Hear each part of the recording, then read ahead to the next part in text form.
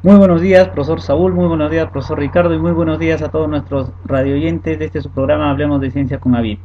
Para el día de hoy hemos programado un tema muy interesante. Hoy vamos a hablar sobre los modelos de evaluación equitativa de estudiantes utilizando conceptos FUSI. Para ello tenemos un invitado ya muy conocido nuestro. Está con nosotros el magíster ingeniero Gustavo Juárez, ¿no? Que ya en anteriores programas ha participado con nosotros. Nos ha hablado sobre la inteligencia artificial de manera general y hoy nos va a hablar de las aplicaciones que se le puede dar. Para aquellos que no lo conocen, el ingeniero Gustavo Juárez nació el 30 de septiembre de 1969 en la ciudad de San Miguel de Tucumán, Argentina. Obtuvo su grado de ingeniero en computación en el año 2000. Obtuvo su grado de especialista en ingeniería de sistemas de información y defendió su trabajo de tesis de maestría en ingeniería de sistemas de información denominado justamente modelos de evaluación equitativa de estudiantes utilizando conceptos FUSI, recibiendo la calificación de summa cum laude, una nota de 10 con honores. El ingeniero Gustavo Juárez, asimismo, es docente investigador del Laboratorio de Inteligencia Artificial de la Universidad Nacional de Tucumán desde el año 2000. Se desempeña como profesor de base de datos e inteligencia artificial en la Universidad Nacional de Tucumán, Argentina, y en la Universidad Tecnológica Nacional. Asimismo, es miembro integrante de los siguientes proyectos de investigación: modelización predictiva de procesos socioeconómicos, Universidad Tecnológica Nacional, Facultad Regional de Tucumán, integrante del proyecto de investigación. Asimismo, en el proyecto de procesamiento digital de señales e instrumentación, control e identificación de sistemas, sistemas inteligentes bioinspirados aplicados a la medicina personalizada. Es miembro fundador de la Red Internacional de Investigación Interdisciplinar. Brinda conferencias magistrales a nivel nacional e internacional, como en el caso de Bolivia, Perú, Colombia y Ecuador. Es miembro integrante de convenios en la Comisión Nacional de Energía Atómica con la Universidad de Francia, conferencista, jurado en concurso de robótica y evaluador de proyectos finales en congresos organizados por las secciones de la IEEE. Sin más palabras, pues agradecemos la disposición del ingeniero Gustavo Juárez y le damos la bienvenida. Escucho, sé de la presencia de otros colegas que han estado participando en los últimos programas, en las últimas presentaciones, y la verdad es que para mí, como lo publicaba ayer en el Facebook, es un placer desde ya agradecido con esta invitación. Bien, Gustavo, nosotros realmente muy agradecidos y muy honrados de poder tenerte acá en el programa. Y bueno, ya para, digamos, empezar con el tema, si nos podrías dar una introducción de justamente cómo es que nace la idea de poder aplicar estos conceptos de inteligencia artificial y lógica difusa a una evaluación de los estudiantes, ¿no? ¿Cómo nació la idea? ¿Cuál fue el problema que viste? ¿Cuál es la introducción que nos puedes brindar con respecto a este tema? Bien, históricamente yo vengo participando en proyectos de investigación relacionados con la inteligencia artificial y anteriormente en un par de proyectos habíamos estado trabajando con la teoría de utilización de redes socioeconómicas en la toma de decisiones. Hemos estado trabajando con la aplicación de la teoría del control difuso a procesos socioeconómicos y estos proyectos sembraron, digamos, la semilla de la necesidad de transformar los procesos de investigación científicos que comúnmente desarrollamos en el área de las ciencias, pero con un nivel de aplicabilidad. Lo que transformamos fue el paradigma de solamente investigar para generar conocimiento hacia el paradigma de investigar para generar conceptos que sean aplicables al mundo real. Comenzamos viendo lo que son los procesos socioeconómicos, de ahí migramos a la toma de decisiones en las redes socioeconómicas para terminar generando el proyecto que bien decías vos recién, es este proyecto de modelización predictiva de procesos socioeconómicos. Si bien la parte de economía la abordamos, como la parte política la abordamos con trabajos que casualmente que fue en el año 2007, 2008, donde nos conocimos personalmente, David, en Arequipa, fue uno de los primeros resultados que llevamos a un Intercom. Esos conceptos sociopolíticos fueron transformándose en puramente sociales aplicados a la educación.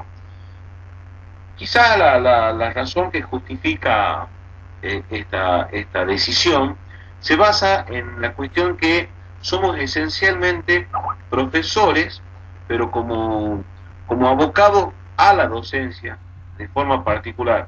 Acá en Argentina hay modelos, digamos, hay comportamientos en los docentes que tienen sus empresas y hacen docencia, lo cual, digamos, la relación directa de lo que la sociedad necesita hacia lo que se enseña en las universidades es algo muy directo y práctico. Pero nosotros somos la contracara, somos especialistas en este tema de la docencia, profesionales de la docencia, que estamos permanentemente intentando mejorar los procesos de enseñanza-aprendizaje. En estos procesos, de manera tácita, el paradigma del aprendizaje en cualquier nivel de instrucción, la evaluación es un hito, es un punto crítico en el cual se mide el conocimiento de los conocimientos, se mide el nivel de conocimiento de los conceptos que se le han impartido a los alumnos. Entonces ahí es donde se hace necesario un parate, una detención en el proceso de enseñanza-aprendizaje para ejecutar la evaluación. En sí la evaluación hay muchas formas. Lo que hacemos docencia, sabemos que hay muchas formas de evaluar si lo que uno enseñó, el alumno lo aprendió, y de otra forma, lo que el alumno aprendió, cómo lo aplica en el mundo real. Son muchos los paradigmas que existen. Entonces, esta tesis que llevó varios años, la verdad, me llevó 3 años desarrollar la tesis esta de los modelos de evaluación equitativa de estudiantes, utilizando conceptos difusos o conceptos fáciles, se debía a que fuimos analizando y estudiando los procesos en las universidades argentinas de acreditación de carreras.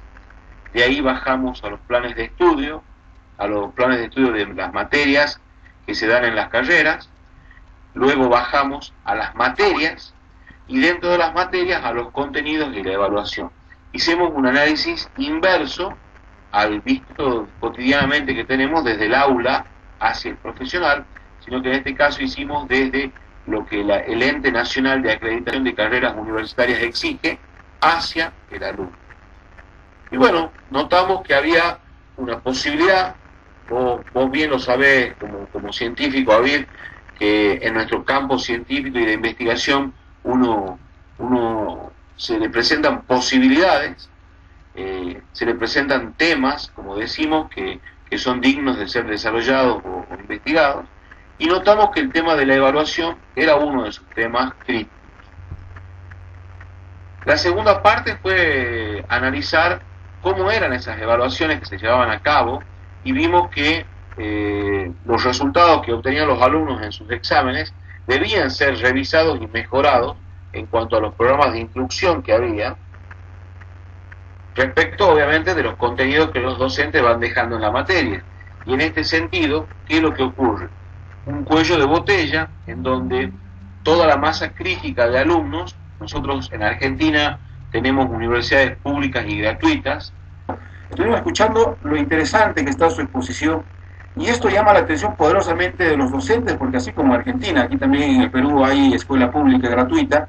Hoy está en un proceso de reforma, y esa reforma, usted sabe muy bien, unos la reciben muy bien, otros la reciben mal, otros no la entienden, pero qué interesante que usted cite este tema, porque de hecho pues son tiempos en los que hay que incorporar la tecnología en los procesos educativos, y si hablamos de evaluar a los estudiantes de forma equitativa, qué mejor de poder utilizar estas tecnologías.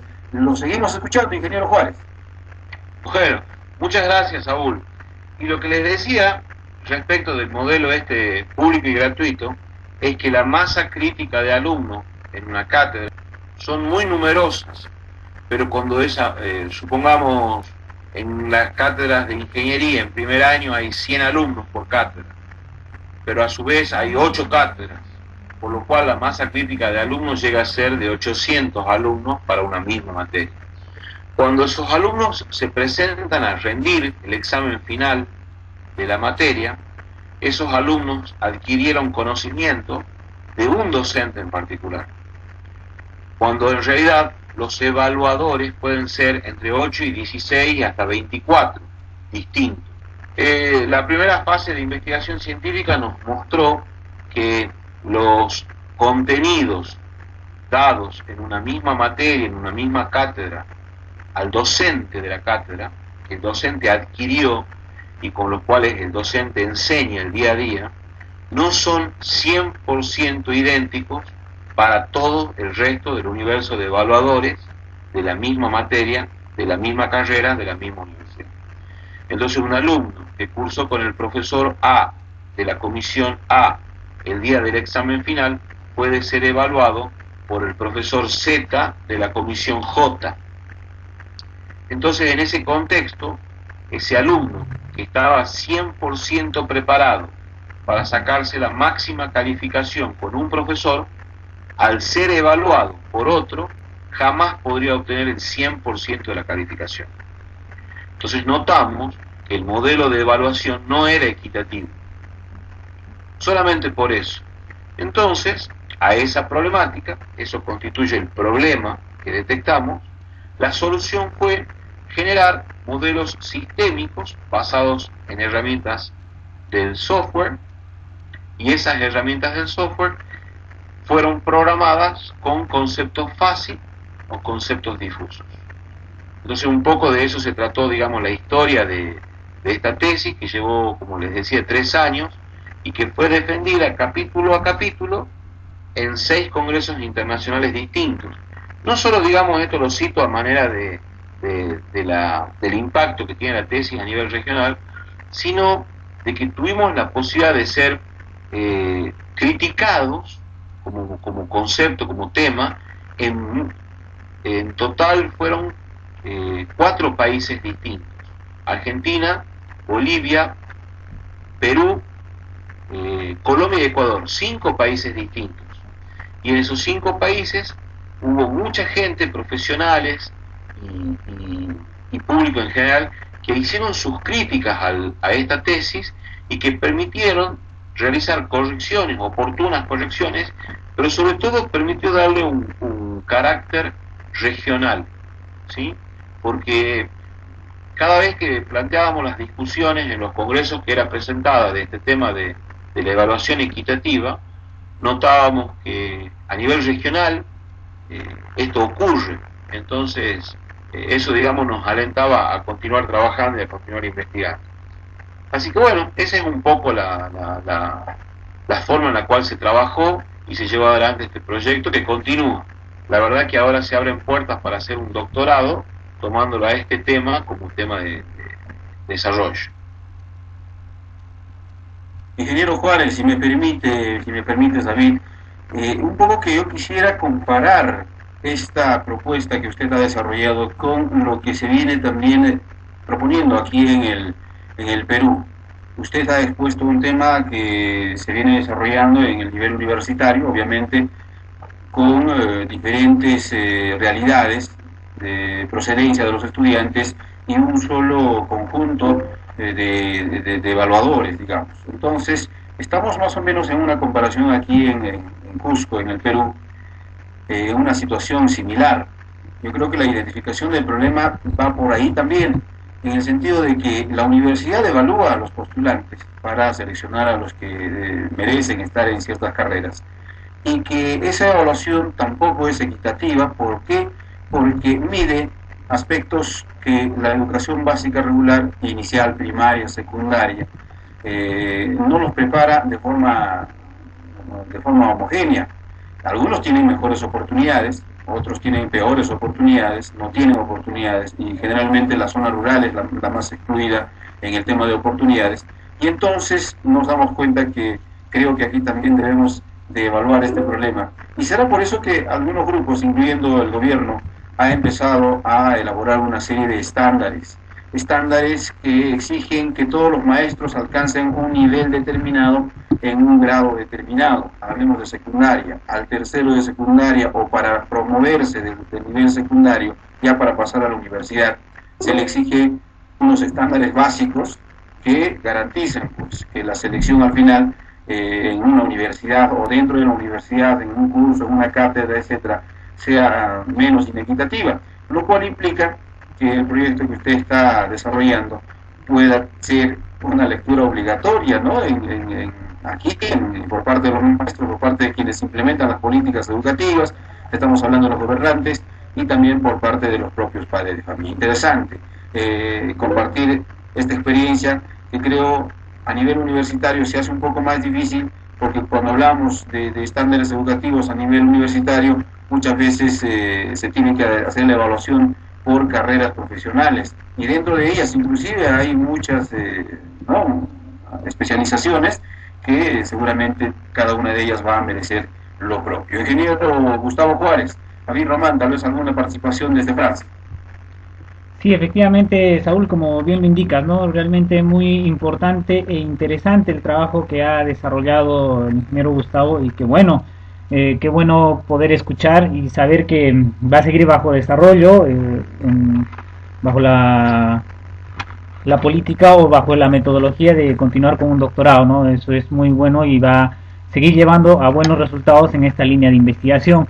Efectivamente, creo que no solo a nivel universitario, sino en nivel escolar también se puede ver esta falta de equidad en cuanto un alumno es preparado por un docente y al momento de ser evaluado por otro docente, pues no tiene ese mismo rendimiento, ¿no? Si vemos, por ejemplo, los concursos de conocimientos allá en Perú, los concursos de matemáticas que se hace a nivel escolar y a nivel nacional, vamos viendo que los alumnos no pueden, digamos, responder bien a un examen dentro del colegio o dentro de la localidad, dentro del distrito, dentro de la provincia, pero ya si vamos a un concurso a nivel nacional vemos que quizá hubo un mejor desarrollo en otros lugares. Entonces vemos ahí que durante la evaluación se ve la falta de equidad, ¿no? En cuanto ya sea a la preparación o también a la evaluación de los estudiantes en los diferentes niveles, ¿no? Entonces muy interesante.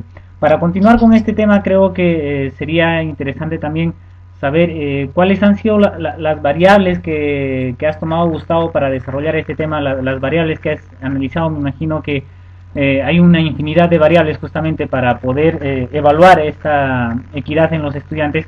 ¿Cuáles han sido las que tú has utilizado dentro de este trabajo? En ese sentido, digamos, la observación que yo quiero aportar, el error ponderado detectado que hemos determinado para los conocimientos de los docentes no es muy grande, porque también, digamos, me gustaría hacer un paréntesis para comentarles que los alumnos por ahí piensan que esta evaluación equitativa es para favorecer al alumno en cuanto a, digamos, menor volumen o menor cantidad de horas de estudio o respuestas intrínsecas en las preguntas. No tiene que ver con eso, tiene que ver justamente con esa desviación que, como les decía, nosotros hemos determinado con un factor de entre el 3 y el 6% de diferencia. ¿Cómo hacemos? Generamos un examen denominado tipo POM o preguntas de opciones múltiples, lo que se conoce como multiple choice, y ese examen de 4 respuestas se los entregamos a los profesores primero. Solicitamos a los docentes de la cátedra, todos los docentes que contesten el examen, y con eso es que hemos logrado determinar esta desviación o este error ponderado de entre el 3 y el 6%. Esto, en definitiva, nos ha, digamos, mostrado que existe el problema, y ante el problema hemos tenido que acotar un poco lo que vos planteas muy bien, David, el tema del universo de variables. Hemos decidido usar exámenes únicamente de opciones múltiples, estos multiple choice. Solamente hemos definido un universo de hasta 4 respuestas posibles, y hemos generado una innovación en este sentido que facilita la tarea a los docentes. Cuando un docente construye un examen de este tipo, tiene que generar una única respuesta correcta, 100% correcta, y el resto tienen que ser todas respuestas incorrectas. Entonces es muy laborioso generar eso, generar una desviación en la respuesta que la lleve a ser incorrecta, pero que al alumno no le sea simple de resolver, que tenga dudas, que deba apelar puramente a su memoria, lo cual es algo que ciertos pedagogos critican en demasía justamente. Entonces, ante esa problemática, hemos definido un nuevo universo de exámenes de tipo POM, que es que una respuesta sea absolutamente incorrecta, que una respuesta sea absolutamente correcta, y que las otras dos sean parcialmente correctas. Con lo cual, la desviación desde el absoluto correcto al absoluto incorrecto se hace más simple de transitar. Y a su vez, con estas dos respuestas parcialmente correctas, justamente 33% y 66% parcialmente correctas, que le otorga al alumno un puntaje parcial, de manera de dejar atrás la lógica aristotélica con la cual se evalúan este tipo de exámenes, como siguiendo una gráfica de tipo escalón, 100% correcta o 100% incorrecta, adoptando una gráfica de tipo gaussiana, una función gaussiana, que nos permita tomar ciertos valores de verdad en las respuestas que no son absolutamente correctas. Siguiendo este análisis es que nosotros notamos que era factible acotar la evaluación solo a los exámenes de tipo multiple choice, descartando los que se conocen como easy questions o preguntas de desarrollo o true false, de verdadero o falso, reduciendo nuestro estudio a multiple choice, y sobre multiple choice trabajar con esta variante que es un poco la que comentábamos recién. El siguiente paso de este fue determinar que a partir de la necesidad de utilizar respuestas con valores de verdad parciales, había una correlación directa con el uso de funciones gaussianas en la teoría de conjuntos difusos. ¿Qué tiene de particular esta técnica de inteligencia artificial? Que cuando un conjunto es difuso, puede depender parcialmente del otro conjunto. Doy un ejemplo. Si nosotros lo estudiamos a un animal, por ejemplo un lobo en su estado natural es 100% salvaje y 0% doméstico. Siguiendo una lógica aristotélica, esto sería claro, una lógica nítida es una función de escalón, 100% verdad, 0% verdad. Son los dos estados posibles. Este lobo sería un estado, en su estado salvaje sería 100% animal. Ahora, pasemos a la siguiente instancia. ¿Qué pasaría si yo a ese lobo lo llevo a una casa, a un hogar y lo domestico? ¿Pasa a ser un animal doméstico o sigue siendo un animal salvaje? En ese estado, con la lógica nítida o aristotélica, yo tendría que decidirme si es salvaje o doméstico. Con la lógica difusa, yo puedo decir que ese lobo es 60% salvaje y 40% doméstico. Entonces, sobre dos grupos distintos, los grupos de los animales salvajes y los grupos de los animales domésticos, yo puedo definir un estado de pertenencia parcial. Y ahí es donde entran estas respuestas parcialmente verdaderas. Yo le asigno un porcentaje de verdad y a ese porcentaje de verdad le doy una proporción de punto que suma en la calificación final del alumno. Entonces, bueno, esto venía a colación de definir las variables, la última fase de la determinación del universo del caso de estudio, y cómo hemos logrado, redondear esta tesis, usando conceptos difusos. Ingeniero Juárez, es interesante también acotar una idea adicional complementaria, hablando de evaluaciones y hablando de este tipo de diagnóstico o análisis que se hace a un proceso y un problema identificado, un proceso que aparentemente por muchos años se ha internalizado en el inconsciente colectivo como algo normal. Sin embargo, en tiempos en los que la informática, la internet invade nuestras vidas, hay instituciones, países inclusive, que vienen incorporando el medio informático, la internet, la red de redes, para poder desarrollar estas evaluaciones. En todo caso, en su tesis, ¿en qué aspecto podría incorporarse, por ejemplo, evaluaciones en línea con las características que usted está describiendo para una prueba en las que pues hay preguntas evidentemente con certeza relativa? Coméntenos sobre este aspecto, ingeniero Juárez.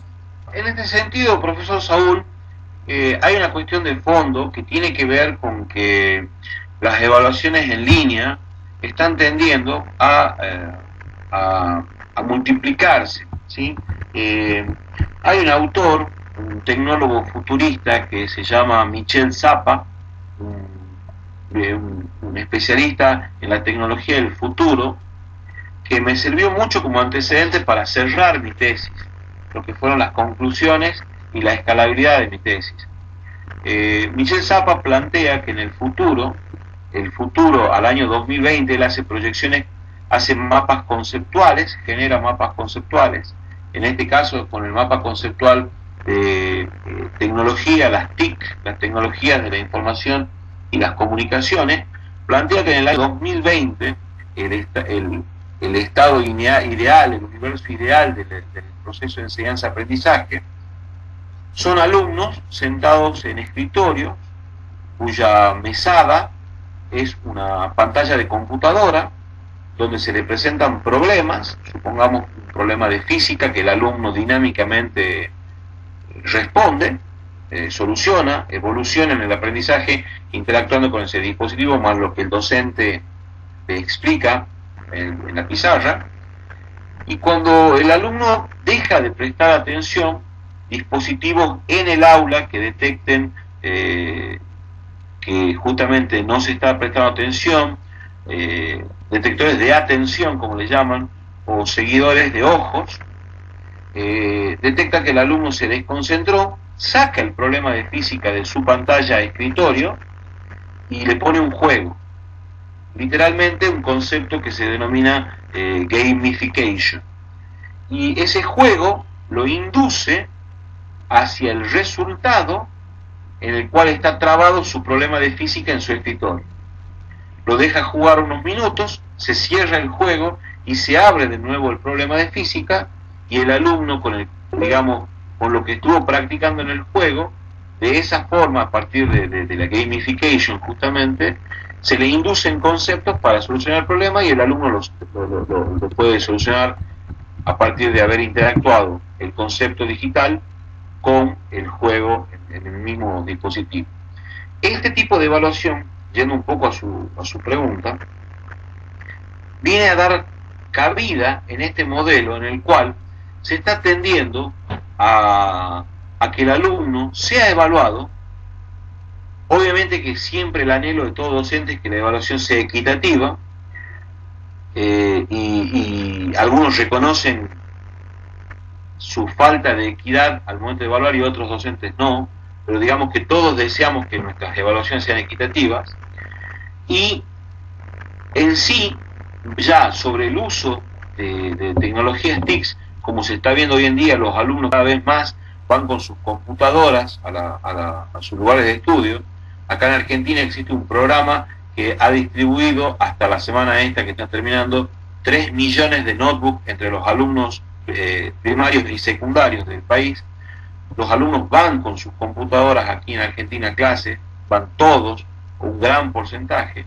Entonces, ¿a qué viene? Redondeando entre todos los conceptos que voy dejando, esta cuestión de la enseñanza del futuro, gamification, los alumnos que van con sus computadoras, es como una necesidad que se está haciendo presente en el aula, que el alumno sea evaluado de manera digital, con estos sistemas de software que propone mi tesis, que tienen, más allá de la búsqueda en la equidad, tiene otro concepto que es la calificación en tiempo real.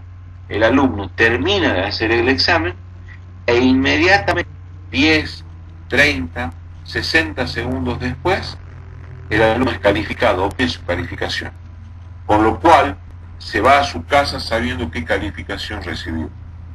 Creo que para los procesos de enseñanza-aprendizaje online, hablando como Internet, como una nube de carácter global, tanto como una nube de carácter local dentro de un aula, estos procesos de evaluación van a tener un impacto importante. Realmente interesante, ingeniero Gustavo Juárez, sus apreciaciones, y creo que nos está dando un adelanto de lo que viviremos los países de Latinoamérica en un futuro cercano. Hay países, Brasil ya implementó evaluaciones online en sus universidades, en algunas universidades, en el sistema educativo igualmente viene haciendo los ensayos. Algunos otros países como es Chile se ha adelantado también en este tema. Ecuador, Colombia están en lo propio, evaluando a sus docentes vía online. Y bueno, el Perú está entrando también en este tema y este año va a ser la primera oportunidad en la que va a evaluar bajo estos criterios, ¿no? Utilizando las tecnologías de la información y comunicación. Y usted habla del término de una evaluación equitativa, y cuando hablamos de esos términos, obviamente pues hablamos también de una evaluación justa. Hay desconfianza por un sector del magisterio. Usted sabe que cuando estos temas técnicos se combinan con temas políticos, obviamente pues hay motivos de desconfianza. Pasa el tema del clientelaje político, pasa por el tema del favoritismo, pasa por el tema del carnet partidario y bueno, temas que se han discutido en países latinoamericanos casi todos los años. Sin embargo, ¿qué recomendaría usted que es conocedor de estos aspectos para que estos sistemas de evaluación equitativa que se implementen vía online reúnan condiciones de modo que se impida o se evite en todo caso incurrir en irregularidades, como es el caso de favorecer a algunos y perjudicar a otros? Porque usted sabe, cuando hablamos de informática, definitivamente es casi una caja negra, ¿no? Detrás de lo que hay detrás de los monitores, de las pantallas del computador, pues la gente común de a pie no sabe cómo funcionan los dígitos, cómo las encriptaciones y todo ello. Sin embargo, hay gente conocedora que sí puede inclusive alterar estos datos. Esa es tal vez el motivo de la desconfianza cuando se habla de política educativa, y es que también por los gobiernos dan indicios de que año tras año ocurren estas cosas, por lo menos aquí en el Perú. Ingeniero Gustavo Juárez, ¿cuáles serían las recomendaciones en todo caso para que estos complicados procedimientos eviten ser observados por estas características que acabo de mencionar? Desde mi punto de vista, profesor Saúl, yo creo, voy a hacer un comentario que también tal vez excede a lo que es meramente tecnológico, y es una crítica que le hago a los modelos educativos argentinos al menos. Yo creo que hay un área que no se desarrolla cuando uno estudia ingeniería en Argentina de la manera que debería desarrollarse.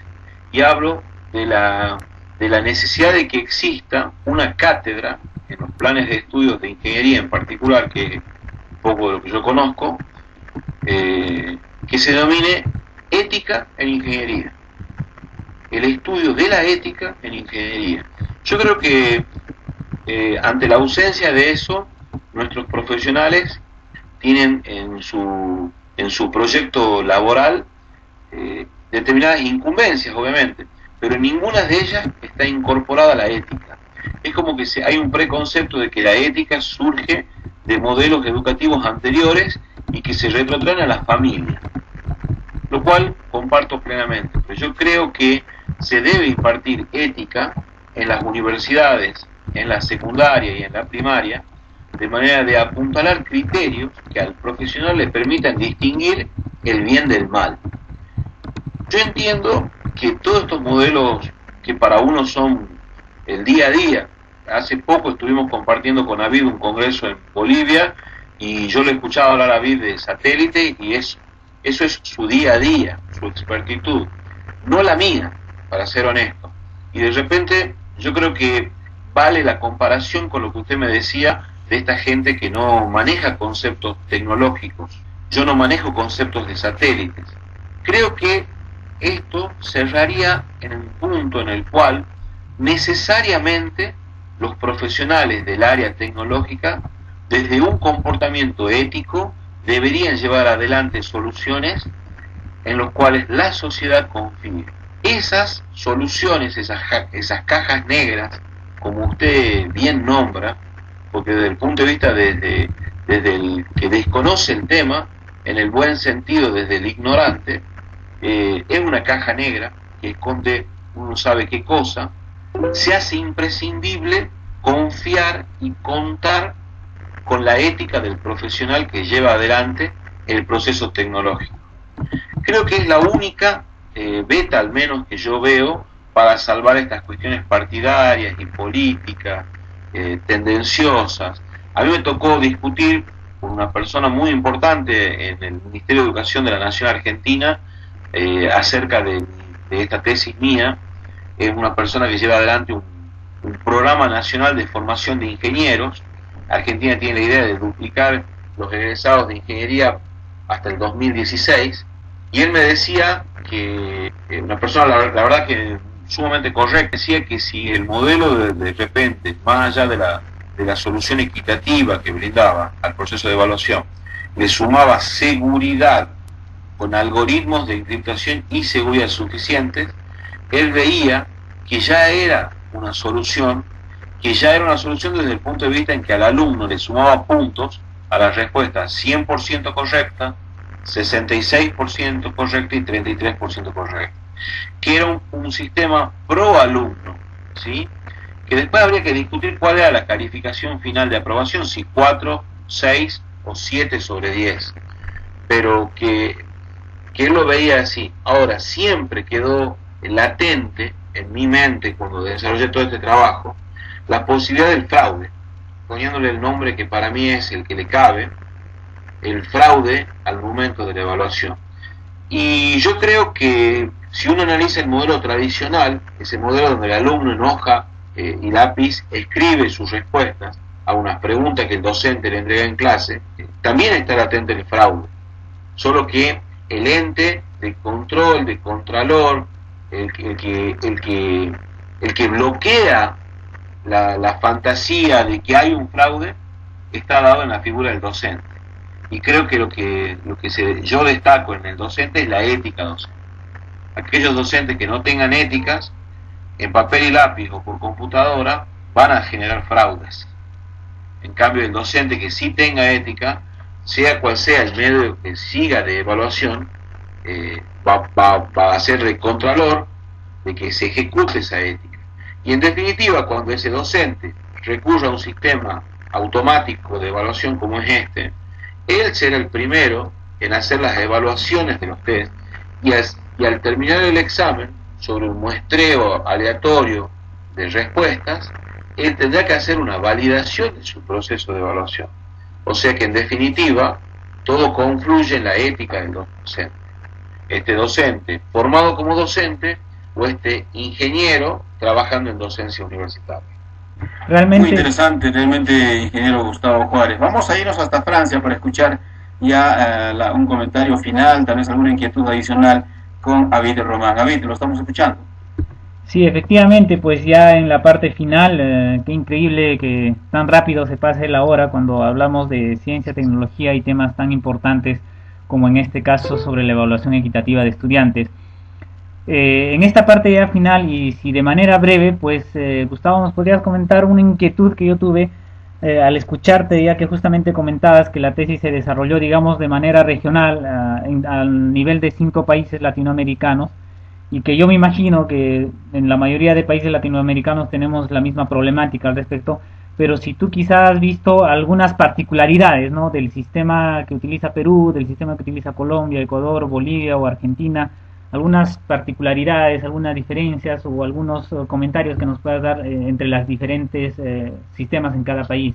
Yo lo que noté en todos los países, en todos estos ámbitos en los cuales presenté capítulo a capítulo, fue presentado en estos congresos, lo que noté, digamos, en la audiencia y desde las críticas que me hicieron, noté que la problemática de la evaluación regional es común y las limitaciones que vamos teniendo los docentes para impartir el conocimiento también son comunes.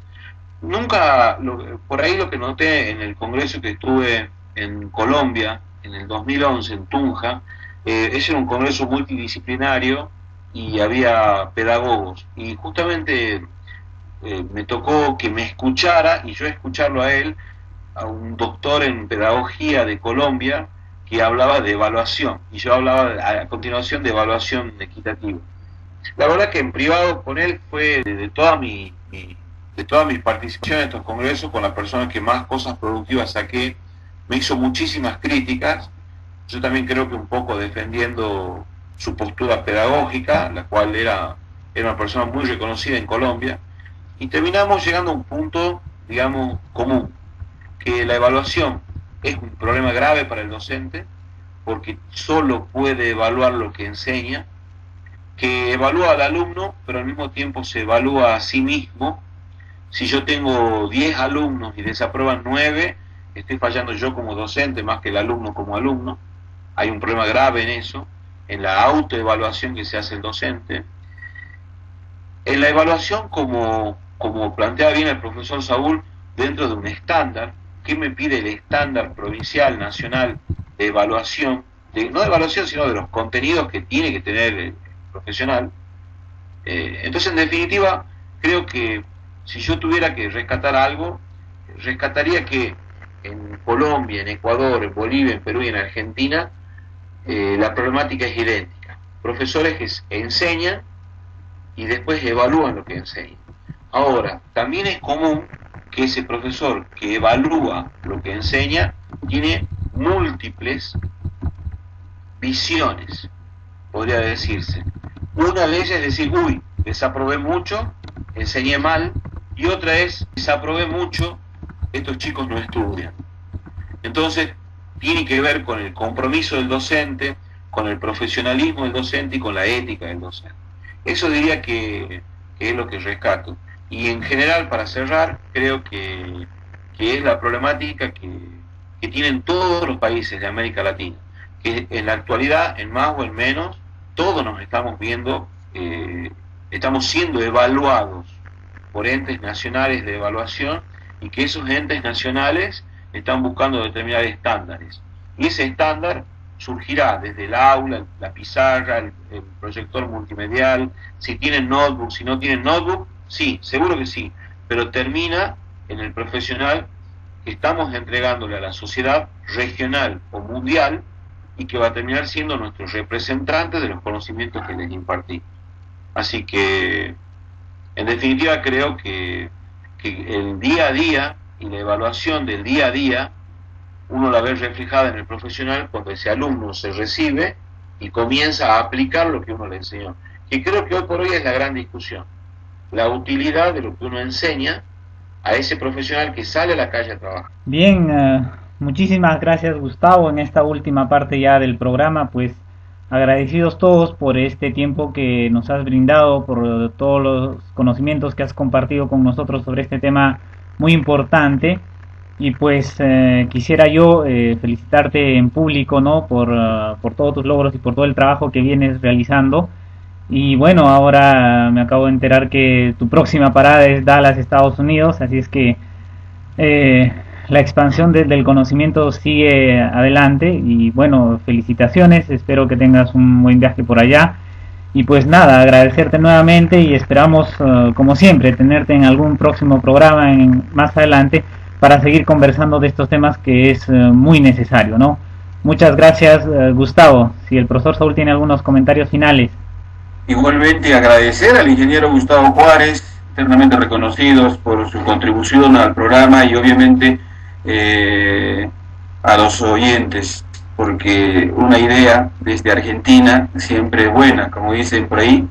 Y gracias, ingeniero Gustavo Juárez, por estos aportes científicos, tecnológicos que comparte con nosotros en el programa Hablemos de Ciencia con nuestro compañero David. Será que en otra oportunidad tengamos también en una ocasión de poder compartir otro tema. Entendemos que usted va a continuar con este proyecto, le deseamos éxitos y yo creo que estamos llevándonos algunos aprendizajes fundamentales. El hecho de determinar, identificar y definir un problema por resolver en situaciones cotidianas, como es el tema de la problemática de la evaluación, que se ha aplicado tradicionalmente pues con muchos sesgos inequitativos, entre otros elementos. Ingeniero Gustavo Juárez, éxitos igualmente en su doctorado y esperamos contar pronto nuevamente aquí en el programa. Muy buenos días y muchas gracias. Bueno, para mí, agradecerles, como hice al principio, la invitación. La verdad que esta segunda participación mía en su programa es para mí un honor, es un privilegio.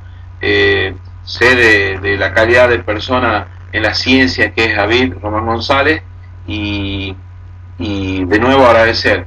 En cuanto a este cierre, quisiera tomarme una libertad y es mandarle saludo a Alicia González Rojas y a Gregorio Román Caballero, de por allí, por donde andan ustedes, que un matrimonio divino, que guardo grandes recuerdos de haberlos conocido. Así que vayan desde aquí, desde Tucumán, desde Argentina, un afectuoso saludo para ellos. Y con respecto al programa, con respecto a usted, profesor Saúl, y a usted, David, siempre a disposición para lo que ustedes necesiten.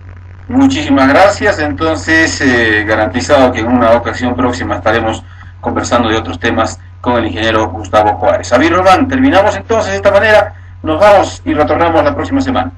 Efectivamente, nuevamente agradecer una vez más al ingeniero Gustavo, desearle un buen viaje por Estados Unidos y pues a todos nuestros oyentes agradecerles también por seguirnos sábado a sábado y pues que de la misma manera nos busquen en la página de Facebook por internet para que se enteren de todas las noticias en cuanto a ciencia y tecnología que se van publicando día a día.